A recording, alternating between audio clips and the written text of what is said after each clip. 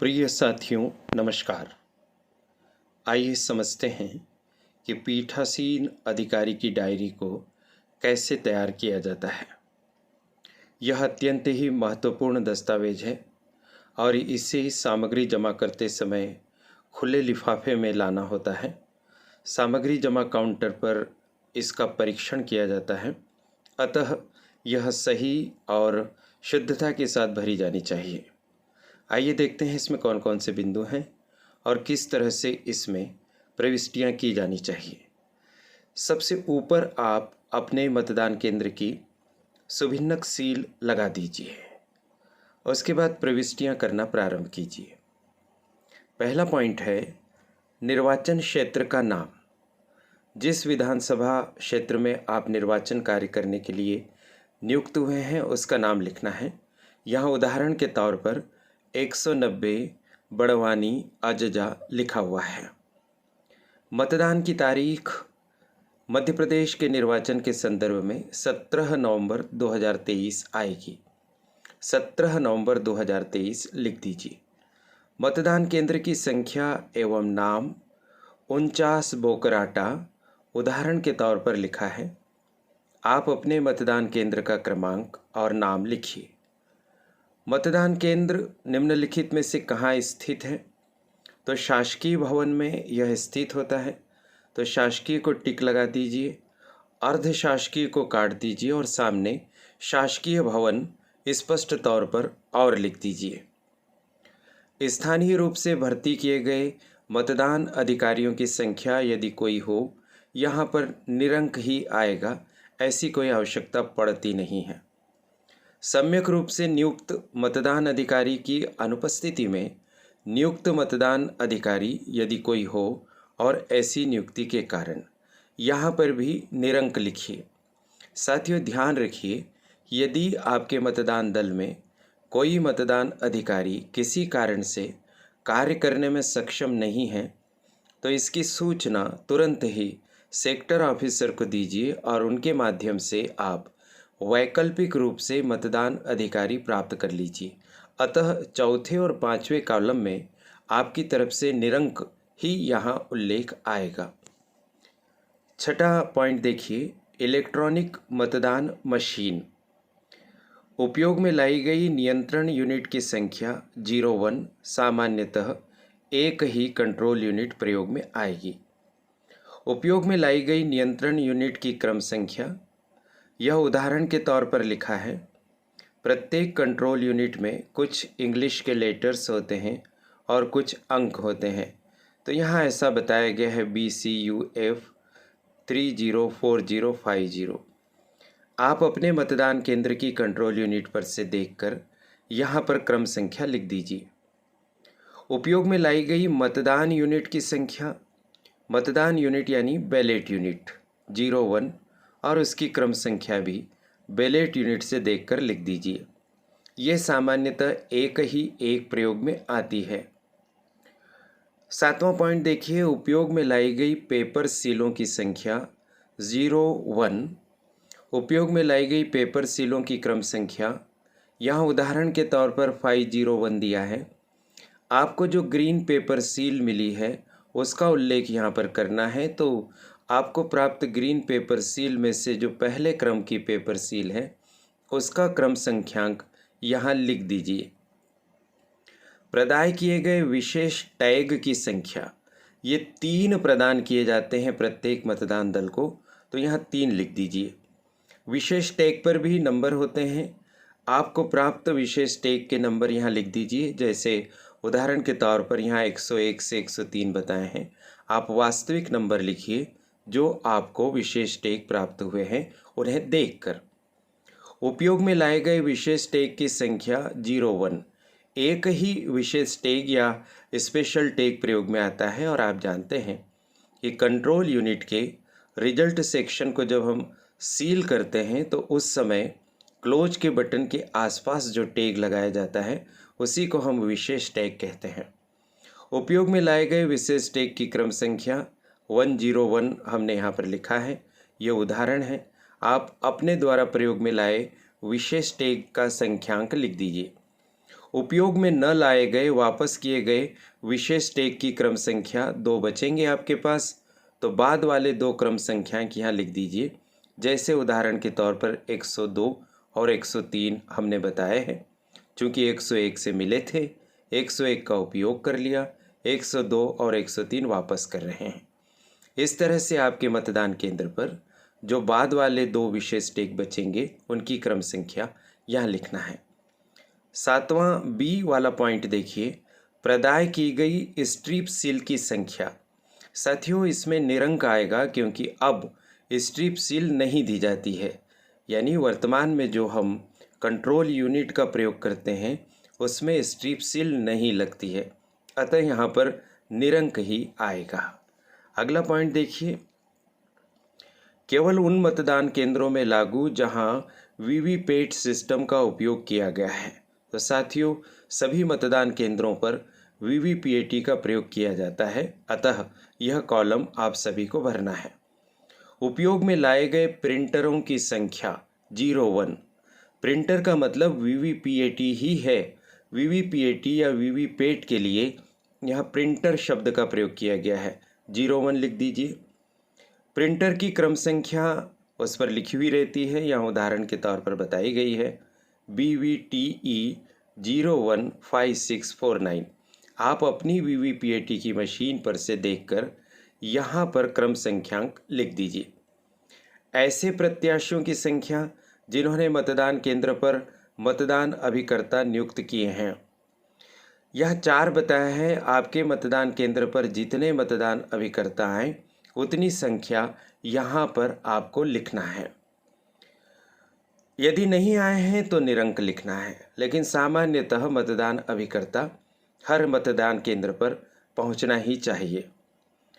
9वां बिंदु देखिए, मतदान अभिकर्ताओं की संख्या जो मतदान प्रारंभ होने के समय उपस्थित थे।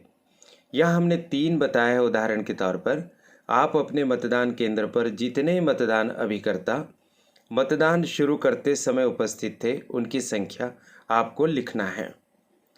मतदान अभिकर्ताओं की संख्या जो विलंब से आए हों, यहाँ पर हमने 3 प्रारंभ होते समय बताए हैं, 1 विलंब से आया हुआ बताया है और कुल 4 इस तरह से हो जाते हैं। मतदान अभिकर्ताओं की संख्या जो मतदान की समाप्ति पर उपस्थित थे, हमने 4 बताए हैं। आप अपने मतदान केंद्र की वास्तविक संख्या लिखिएगा। कृपया आपसे निवेदन है कि यह उदाहरण के आंकड़े हैं, आपको समझाने के लिए बताए जा रहे हैं। आप वास्तविक संख्या लिखिएगा। मतदान केंद्र पर नियत मतदाताओं की कुल संख्या निर्वाचक नामावली से आपको ज्ञात हो जाएगी। आप अपने मतदान केंद्र की संख्या लिख दीजिए। जैसे उदाहरण के तौर पर हमने 736 बताई है। निर्वाचक नामावली की चिन्हित प्रति के अनुसार मत देने के लिए अनुज्ञात किए गए निर्वाचकों की संख्या 596। उदाहरण के तौर पर ऐसे निर्वाचकों की संख्या जिनको मतदाता रजिस्टर फार्म 17 क में दर्ज किया है 596। मतदान मशीन के अनुसार रिकॉर्ड किए गए मतों की संख्या 596। तो आप यहाँ पर देख रहे हैं कि तीनों संख्या एक ही है। आपके मतदान केंद्र पर भी सामान्यतः यह तीनों संख्या एक ही आएगी, लेकिन ध्यान रखिए आपको अपने मतदान केंद्र के आंकड़े लिखना है। ऐसे निर्वाचकों की संख्या जिन्होंने मतदान न करने का विनिश्चय किया हो, यदि कोई हो। निरंक, सामान्यतः ऐसा मतदाता नहीं होता है, इसलिए निरंक ही यहाँ पर आएगा। लेकिन कभी आपके मतदान केंद्र पर कोई मतदाता ऐसे हैं जिन्होंने रजिस्टर में पूरी एंट्री करवा दी है और उसके बाद वो कहते हैं कि मैं वोट नहीं डालूंगा, तो यहाँ पर 01 आप लिखेंगे और नहीं है तो निरंक लिखेंगे। फिर आप देख रहे हैं कि पीठासीन अधिकारी की डायरी में आपके दल के 2 मतदान अधिकारियों के हस्ताक्षर होते हैं। इसको बहुत ध्यान रखिएगा। आप देख पा रहे हैं लेफ्ट साइड में प्रथम मतदान अधिकारी के हस्ताक्षर, तो ये आपके पोलिंग ऑफिसर नंबर 1 है, उनके हस्ताक्षर करवा लीजिए। हस्ताक्षर ऐसे करवाइए कि नाम स्पष्टतः पढ़ने में आ जाए। मतदाताओं के रजिस्टर के भार साधक मतदान अधिकारी के हस्ताक्षर। साथियों, यह मतदान अधिकारी क्रमांक 2 है। मतदान अधिकारी क्रमांक 2 के भी हस्ताक्षर कर लीजिए। 11वां पॉइंट देखिए, निर्वाचकों की संख्या जिन्होंने मत दिए हैं पुरुष हमने 300, महिला 296, तृतीय लिंग 0 और कुल 596 उदाहरण के तौर पर बताए हैं। आप अपने मतदान केंद्र के पुरुष और महिला मतदाताओं की संख्या लिखिए जिन्होंने मतदान किया। इस बात की जानकारी एकत्र करने का काम मतदान अधिकारी क्रमांक 1 के द्वारा किया जाता है। उनके पास कागज की 2 शीट होती है जिस पर संख्याएं लिखी रहती है पुरुष और महिला की अलग अलग, और वे मतदाताओं के हिसाब से उसे काटते जाते हैं और वे आपको बताते हैं कि कुल कितने पुरुष मतदाता हैं और कितनी महिला मतदाता। तो इस बात के लिए आप मतदान अधिकारी क्रमांक 1 को सजग कर दीजिए कि वो पुरुष महिला मतदाताओं की संख्या निकाल कर रखें। और साथियों, जितने भी आंकड़े आप निर्वाचन से संबंधित कार्य में उल्लेख करते हैं वो सब वास्तविक होने चाहिए, मनगढ़ंत नहीं होने चाहिए। इस बात की विशेष सावधानी रखिए। चैलेंज्ड मत, चुनौती वाले मत, अनुज्ञा संख्या निरंक, अस्वीकृत संख्या निरंक, जब्त की गई रकम रुपए निरंक। सामान्यतः यहाँ पर निरंक ही आता है। चैलेंज्ड मत के बारे में आप जानते हैं, संक्षेप में सुन लीजिए कि कोई मतदाता आपके मतदान केंद्र पर वोट देने के लिए आता है और आपके मतदान केंद्र पर उपस्थित मतदान अभिकर्ता इस बात की चुनौती देते हैं कि यह मतदाता जिस नाम से वोट डालने के लिए आया है वह मतदाता नहीं है, बल्कि यह उसके नाम से गलत ढंग से वोट देने आया है। ऐसी स्थिति को हम कहते हैं चैलेंज्ड वोट की स्थिति। इसकी जांच होती है और जांच होने के पश्चात यह पाया जाता है कि वह वास्तविक मतदाता नहीं है, तो फिर हमें क्या क्या उल्लेख करना है ये मैं आपको समझा देता हूँ।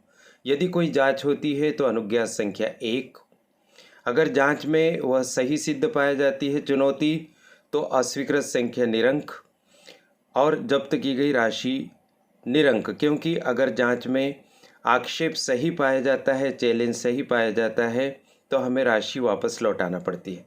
लेकिन साथियों, सामान्यतः यहाँ पर निरंक आएगा, ध्यान रखिएगा आप। अगले पॉइंट पर चलिए, 13 अ। उसके पहले एक पॉइंट यहाँ पर रह गया है, उन व्यक्तियों की संख्या जिन्होंने निर्वाचन ड्यूटी प्रमाण पत्र ईडीसी प्रस्तुत करके मत दिया। इलेक्शन ड्यूटी सर्टिफिकेट, ऐसा ईडीसी का फुल फॉर्म होता है। सामान्यतः यहाँ पर भी निरंक की ही संख्या आती है। लेकिन अगर आपके मतदान केंद्र पर कोई ऐसे व्यक्ति आते हैं जिनके पास ईडीसी यानी निर्वाचन ड्यूटी प्रमाण पत्र है, तो उन्हें वोट डालने दिया जाता है और इनका उल्लेख यहाँ पर आपको करना है कि 1, 2, 3 जितने भी हैं, और कोई नहीं आया तो निरंक लिखना है। अगला बिंदु देखिए, अप्रवासी NRI मतदाताओं की संख्या जिन्होंने मतदान किया, निरंक। सामान्यतः निरंक। कोई आपके मतदान केंद्र पर आए तो संख्या लिखिए। उन निर्वाचकों की संख्या जिन्होंने साथियों की सहायता से मत दिए, निरंक। यदि कोई आए तो वह संख्या लिखिए। मतदाताओं की संख्या जिन्होंने प्रॉक्सी के माध्यम से मतदान किया, निरंक। यदि आपके मतदान केंद्र पर आए तो आप वह संख्या लिखिए। निविदत्त मतों की संख्या, निरंक। आपके मतदान केंद्र पर कभी निविदत्त मत या टेंडर वोटिंग होती है तो उसकी संख्या आप लिखिए। निर्वाचकों की संख्या जिन्होंने उनकी उम्र के बारे में घोषणाएं प्राप्त की, निरंक। जिन्होंने ऐसी घोषणाएं करने से इनकार किया, निरंक। सामान्यतः निरंक आता है। आपके मतदान केंद्र पर यदि कोई ऐसी घोषणा ली गई है तो ली गई घोषणाओं की संख्या का उल्लेख कीजिए। क्या मतदान स्थगित करना आवश्यक था? यदि ऐसा था तो ऐसे स्थगन के कारण। तो यहाँ पर नहीं उत्तर आता है। मतदान स्थगित करने की स्थितियाँ सामान्यतः नहीं बनती है तो नहीं लिखिए यहाँ पर। प्रत्येक 2 घंटे में डाले गए मतों की संख्या, 7 बजे से 9 बजे और इसी तरह से 2-2 घंटे के अंतराल से आपको आपके मतदान केंद्र पर डले गए मतों की संख्या का उल्लेख करना होता है। ये भी आपको मतदान अधिकारी क्रमांक 1 के द्वारा जानकारी दी जाती है। उनके द्वारा जो शीट है उस पर जो अंक काटे जाते हैं उससे पता चल जाता है कि 7 से 9 बजे तक कितने मतदाताओं ने वोट दिया। और इसी तरह से हम कंट्रोल यूनिट का टोटल बटन दबाकर भी देख सकते हैं। जैसे ही 9 बजने वाली हो तो हम कंट्रोल यूनिट का बटन दबाएंगे तो हमें संख्या पता चल जाएगी। जब 11 बजने वाली होगी तो फिर कंट्रोल यूनिट का बटन दबाएंगे तो हमें 7 से 11 तक 4 घंटे के वोटिंग का पता चलेगा। उस 4 घंटे की वोटिंग में से हमें शुरू के 2 घंटे की वोटिंग को घटाना पड़ेगा, तब 9 से 11 बजे तक के मत आएंगे। इससे बेहतर है कि मतदान अधिकारी क्रमांक 1 इसका रिकॉर्ड रखे और आपको 2-2 घंटे के अंतराल से बताते चले। 20वां पॉइंट देखिए, मतदान समाप्त होने के समय पर लाइन में खड़े मतदाताओं को जारी की गई पर्चियों की संख्या। निरंक हमने बताया है, यदि आपके मतदान केंद्र पर मतदान समाप्त होने के समय के बाद भी लोग रहते हैं और उनकी लाइन लगती है तो आपको वह संख्या लिखना है। जैसा आपको ज्ञात है कि 6 बजे मतदान समाप्ति का समय है। 6 बजने में थोड़ी देर पहले यानी 1-2 मिनट पहले आप देख लीजिए कि कितने मतदाता और शेष हैं, उन सबको पंक्तिबद्ध कर दीजिए। और ऐसा लगता है कि 6 बजे तक ये सारे मतदाता मतदान नहीं कर पाएंगे जो लाइन में लग गए हैं, तो उन्हें पर्चियां बांटी जाती हैं और फिर अंतिम मतदाता तक जो उस लाइन में 6 बजे तक लग गए हैं सभी से वोटिंग करवाई जाती है। अगर ऐसा कुछ होता है तो पर्चियों की संख्या लिखिए, अन्यथा यहाँ पर आप निरंक लिखिए। मतदान समाप्ति का वास्तविक समय जब आखिरी मतदाता द्वारा अपना मतदान कर लिया गया हो तो 6 बजे इसका उत्तर होता है। 6 PM 6 PM इसका उत्तर होता है, तो 6 PM यहाँ पर लिख दीजिए कि यह वास्तविक समय है और आखिरी मतदाता द्वारा यह मतदान कर लिया गया। अगर लाइन लगती है और 6:30 बजे आखिरी मतदाता मतदान करता है तो फिर यहाँ पर 6:30 आपको लिखना है या 6:30 PM आपको यहाँ पर लिखना है। ब्यूरो सहित निर्वाचन अपराध मामलों की संख्या, मतदान केंद्र से 100 मीटर की दूरी के भीतर मत संयाचना निरंक, मतदाताओं द्वारा प्रतिरूपण करना निरंक, मतदान केंद्र पर किसी सूचना की सूची को या अन्य दस्तावेज को कपटपूर्वक बिगाड़ना, नष्ट करना या हटाना निरंक, मतदाताओं को रिश्वत देना निरंक, मतदाताओं को और अन्य व्यक्तियों को भयभीत करना निरंक, मतदान केंद्र पर कब्जा करना निरंक। यह उदाहरण के तौर पर बताया है। आपके मतदान केंद्र पर अगर ऐसी कोई घटना होती है तो उसका उल्लेख करें। सामान्यतः ऐसी कोई घटना घटित नहीं होती और हम निरंक का ही उल्लेख करते हैं। जो भी वास्तविक स्थिति है उसे आप लिखिए। क्या निम्नलिखित कारणों से मतदान में विघ्न या बाधा उपस्थित हुई? हमने लिखा है नहीं। बलवा, खुली हिंसा, प्राकृतिक विपत्ति, बूथ पर कब्जा, मतदान मशीन का विफल होना, अन्य कोई कारण।